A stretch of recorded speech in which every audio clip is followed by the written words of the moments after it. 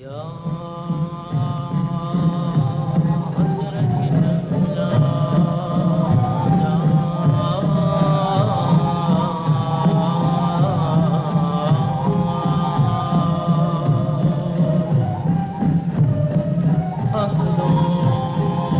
around in circles is a pejorative, a put-down. And with reason, for life has indeed its mad whirl, its deadening round. But for the Sufis, circling is the perfect motion. It triumphs over time, for the circle travels without leave-taking.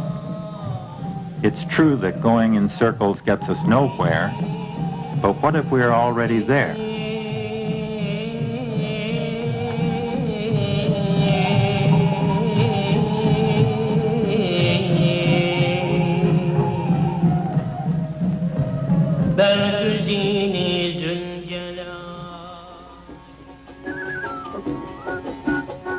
The moving finger writes and, having writ, moves on. It records that in the 7th century of our era, a political explosion struck the world with the force of a thunderbolt, the greatest in speed and extent history has ever known. The Arabs, world conquerors. Within a century of their rise to power, they had mastered an empire that stretched from the Atlantic to the confines of China, an empire greater than Rome and its zenith. Carthage fell before them in North Africa. In Persia, they pierced deeper than any invasion before or since. Land of Cyrus the Great, the sun-baked platform of Persepolis, where Darius and Xerxes built unrivaled palaces. To this great slab in the trunk route from Europe to Asia, the Arabs brought a new religion and a new script, and found their own life deepened by Persia's mysticism and poetry.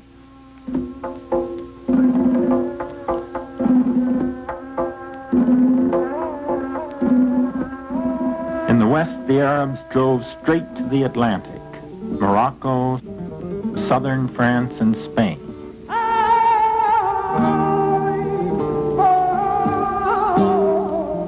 The Alhambra, a new kind of architecture. Arcades that repose in perfect calm, the static equilibrium of a crystal. Fountains that turn interiors into oases of freshness.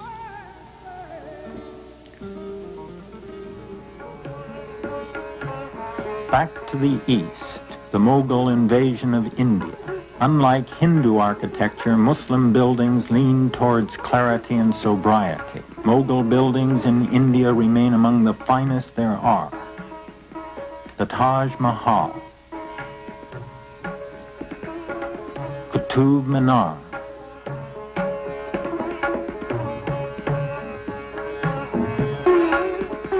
a tower of sandstone, one of the most perfect in the world.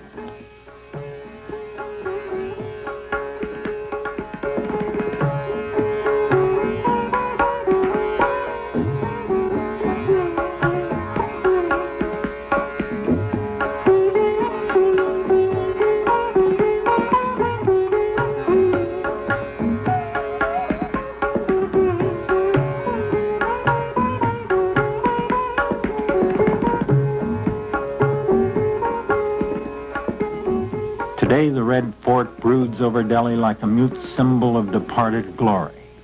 Once it was a monumental palace. Shah Jahan's couplet is still on its walls.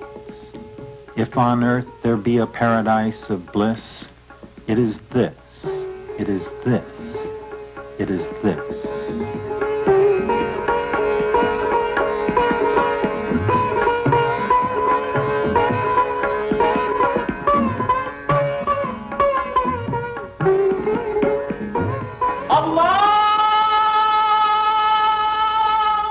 The dynamite that powered this explosion was a religion, Islam.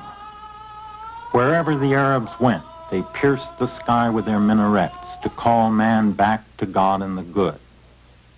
Stabbing summons to the upward light.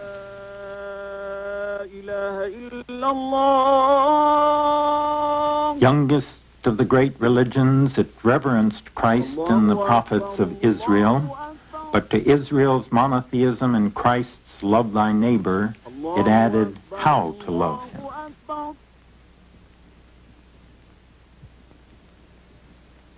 أشهد أن لا إله إلا الله. Trust in God and his messenger Muhammad. Pray 5 times each day. Give to the poor. Fast during the month of Ramadan. And if possible, once in one's lifetime, make a pilgrimage to Mecca. This was and is Islam for the majority.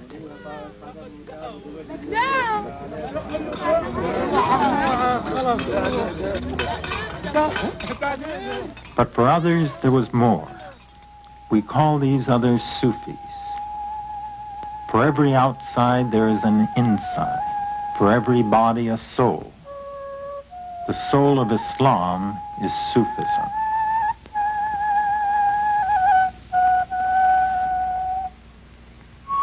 It arose as a reaction against the worldliness that came over Islam with its rise to power.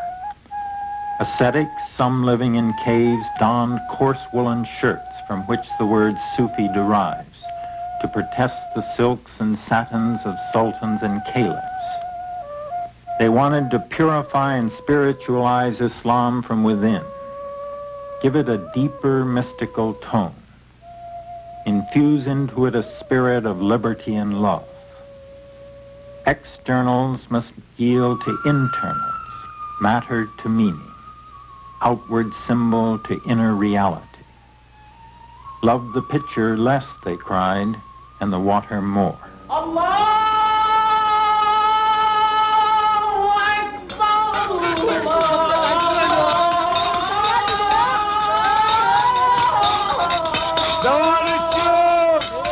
For most Muslims, God is on the periphery. The Sufis wanted him stage center.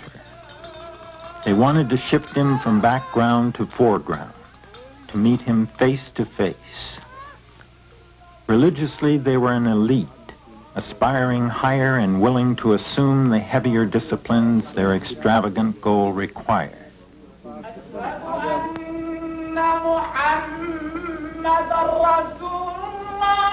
For all Muslims, the ritual washing that precedes prayer symbolizes the aspiration to inward purity. The Sufi aspires by ablution to absolute purity, purity from everything that is other than God.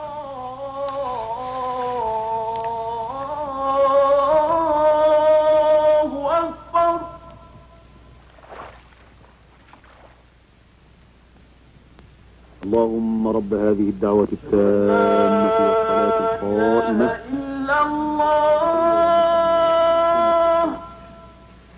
Likewise with prostration. For Muslims generally, it enacts humility, the willingness to be shattered by God's majesty. For Sufis, it expresses absolute humility, the craving to extinguish the separate self completely in the divine presence.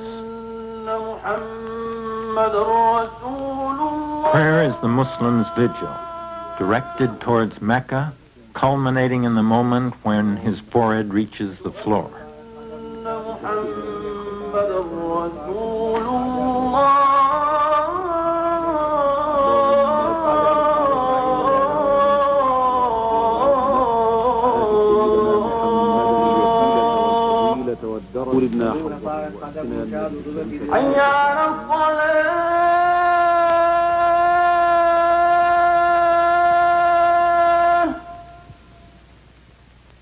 All Muslims pray 5 times each day.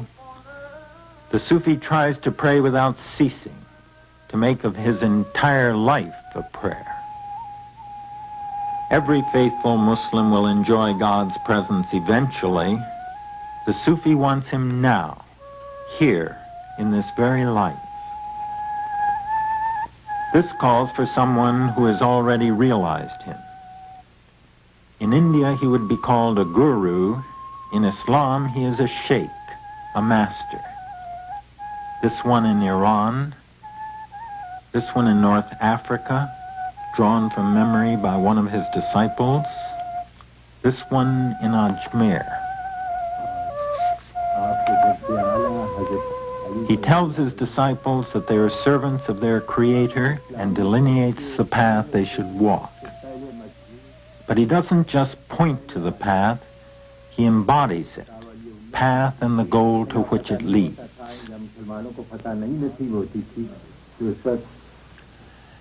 His serenity and compassion would be impossible if he were not already where we would like to be, experiencing the world as God-soaked to a degree we find difficult to imagine.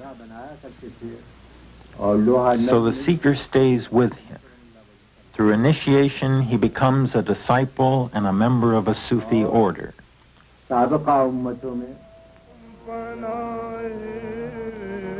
Each February in Delhi, disciples of Hazrat Inayat Khan, founder of their order, commemorate through Urs, a memorial service, his death and continuing life. It's like a chain reaction. The disciple empowered by his master, the master by the founder of his order, the founder by Muhammad, and Muhammad by God himself.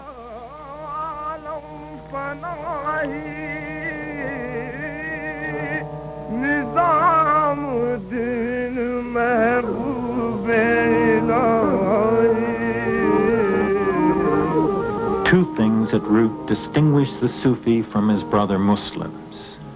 First, he tightened the Muslim creed, no God but God, to mean literally that nothing but God exists.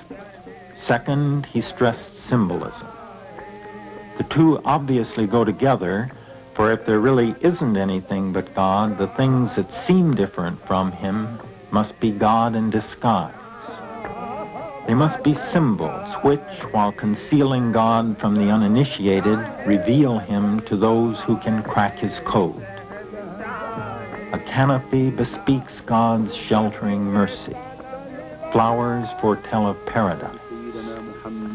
So it goes, meaning after meaning, in a world where God's veils have been stripped away. وأوردنا حوضه وأسقنا من يده الشريفة شربة هنيئة مريئة لا نظمأ بعدها يا رب العالمين.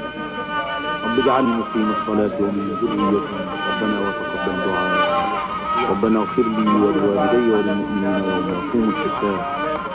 اللهم آت نفوسنا تقواها وزكها أنت خير من زكاها. اللهم يا مقلب القلوب والأبصار ثبت قلوبنا على دينك يا أرحم الراحمين. Muslim art fits this view of the world as symbol-laden perfectly. On the whole, it is stylized and abstract, so as not to distract us towards the world's specifics. Meanwhile, where representations do appear, they open out and back, so to speak, to the divine. They point to God as to a horizon off canvas.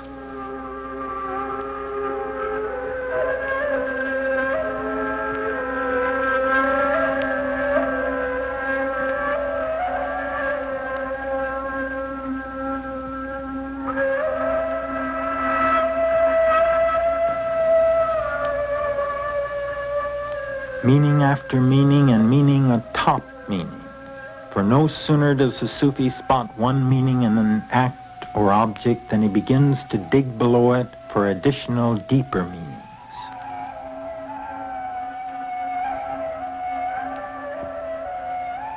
Even the surface readings of the Quran hide 77 hidden symbolic significances.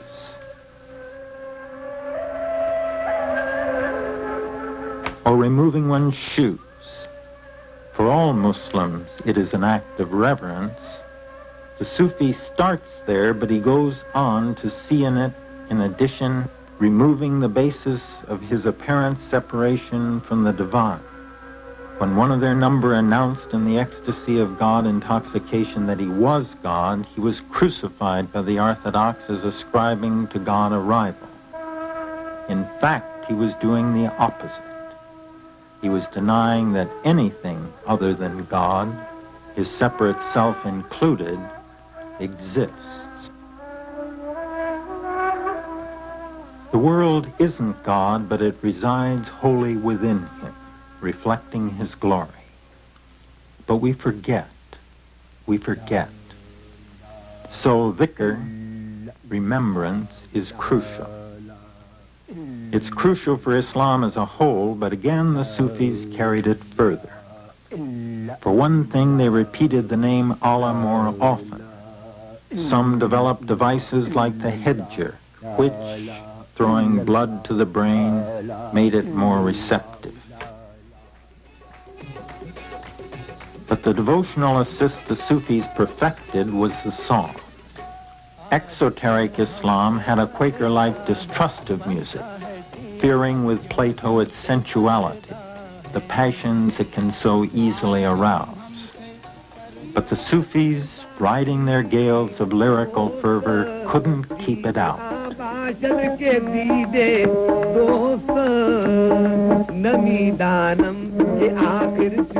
Let me sing till I am nothing but a voice. Let me pray till I am nothing but a prayer. No Islam do I see, but only Allah. How can I tell the depths of his glory? My song goes on. Were it not for my song, I would die, for abstinence from the song of glory is presence in the fires of hell. What is Sufism but the promise of a song, that the song be sung on earth as it is sung in heaven? If music and song created a scandal among the Orthodox, neither being enjoined by the Quran, how much more the dance? The Puritans among them were shocked, which didn't, of course, cause the Sufis to desist. Man is so made that spiritual states tend to seek bodily expression. Jalaluddin al-Rumi, founder of the Mevlevi order, composed some of his noblest lyrics while gyrating around a column in his convent.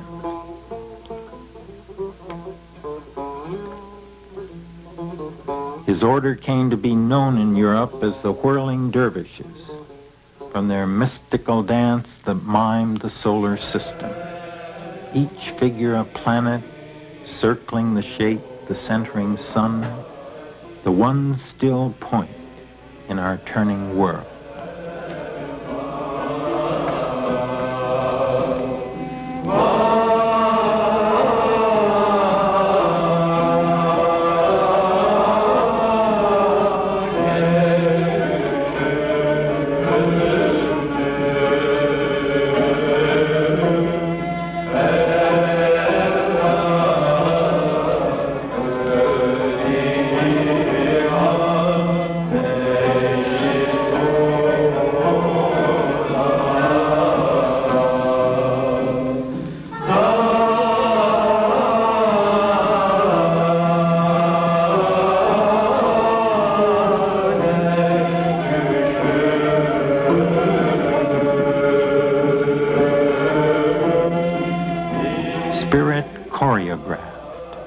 Music of the spheres, mimed by man's total self and thereby tuned totally to it.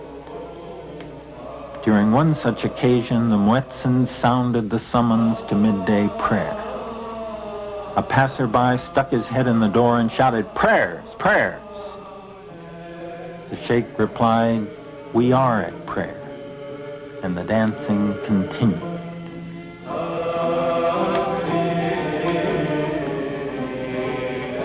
There were perversions, of course. Crude superstition crept in. Periodically the movement degenerated, here into a saint cult, there into blind imitation or submission. But Sufism has never ceased to play a humble but profound part in the life of the Muslim community. For for its finger is on something basic, the something in man that is larger than life, proof of its existence being that we never quite fit into life, not the life we know. Sufism fixes on this overplus in man to nurture it and give it release. Islam is a circle. God is its center, its circumference is his law. Each Muslim, observing that law, stands as a point on the circumference. Sufism is the radius, the path that leads from the circumference to the center, the way to the good.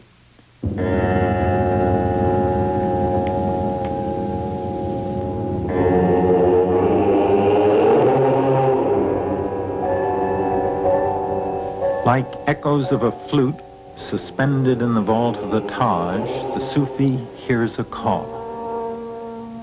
Faint at first, it issues from his past, where the Quran tells him, "We made man of the best stature." Surely this full potential must be recoverable. So the Sufi sets out. The quest after the infinite has become the one thing that offers meaning to his finite world.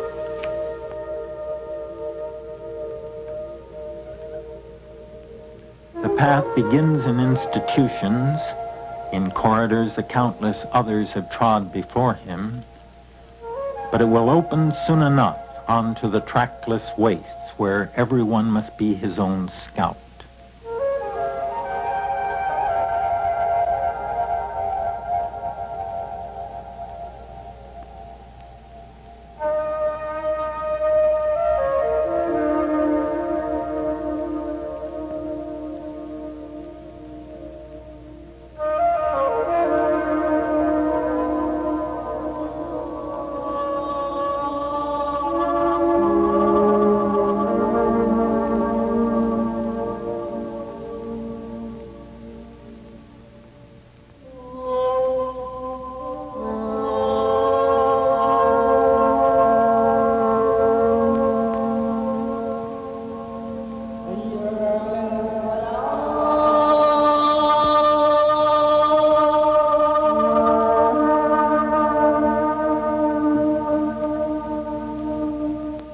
Isn't easy.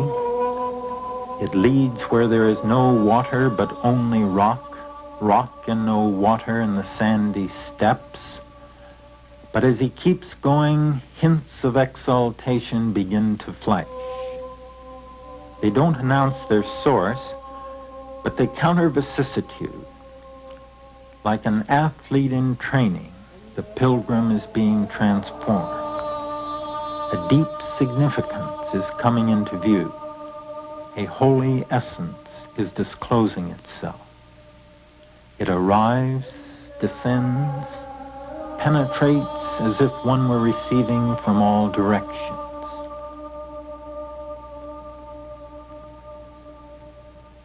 Feelings no language can describe, words having become like chains holding one back, like walls with holes in them. Even so, reality keeps rushing through until, with a new and heretofore unexperienced sense of knowing, the Sufi knows. Knows what? Knows through participation the something that lives of itself and makes us live. The life behind consciousness from which consciousness derives. Eternity now, about him like the sunshine. He within it as a butterfly in the light-laden air. He has arrived where the paint is mixed that colors the world. He has achieved the stillness that is the dancing.